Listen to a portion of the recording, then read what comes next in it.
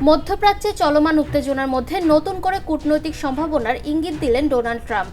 ইরানের সঙ্গে সংঘাতের প্রেক্ষাপটে চলমান যুদ্ধবিরতির মেয়াদ অনির্দিষ্টকালের জন্য বাড়ানোর ঘোষণা দিয়েছেন তিনি।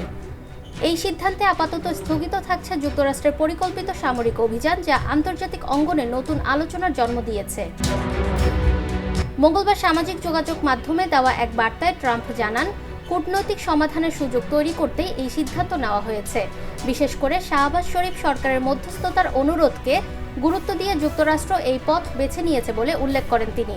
ট্রাম্প বলেন, আলোচনার দরজা খোলা রাখতে আমরা সামরিক পদক্ষেপ আপাতত স্থগিত রাখছি। তবে যুদ্ধবিরতি বাড়ালেও চাপ কমাচ্ছে না ওয়াশিংটন। মার্কিন সামরিক বাহিনীকে ইরানের উপর আরোপিত নৌ অবরোধ অব্যাহত রাখার নির্দেশ দিয়েছেন ট্রাম্প।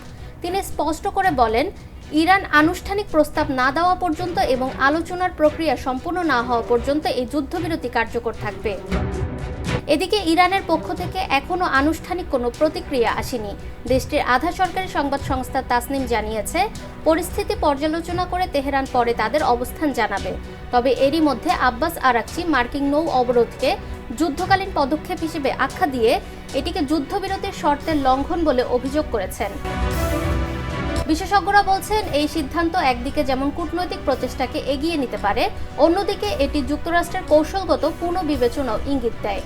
কারণ কয়েক ঘন্টা আগেও ট্রাম্প যুদ্ধবিরতি বাড়ানোর বিপক্ষে অবস্থান নিয়েছিলেন এবং ইরানকে কঠোর হুঁশিয়ারি দিয়েছিলেন।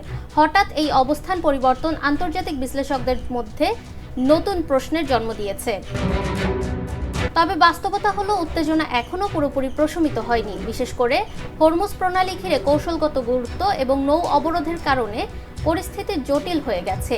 এই পথটি বিশ্ব জ্বালানি সরবরাহের জন্য অত্যন্ত গুরুত্বপূর্ণ হওয়ায় এখানে যে কোনো অস্থিরতা বৈশ্বিক অর্থনীতিতেও প্রভাব ফেলতে পারে। যুদ্ধবিরতি বাড়ানোর এই সিদ্ধান্ত মধ্যপ্রাচ্যের সংকটের নতুন এক মোড় তৈরি করেছে। তবে এটি স্থায়ী সমাধানের পথ খুলবে নাকি কেবল সময়ক্ষেপণ, তা নির্ভর করছে আসন্ন আলোচনার অগ্রগতির ওপর। ফাহমিদা বিনতে আনোয়ার, নিরপেক্ষ। নিরপেক্ষ, সত্য প্রকাশে আপোষহীন।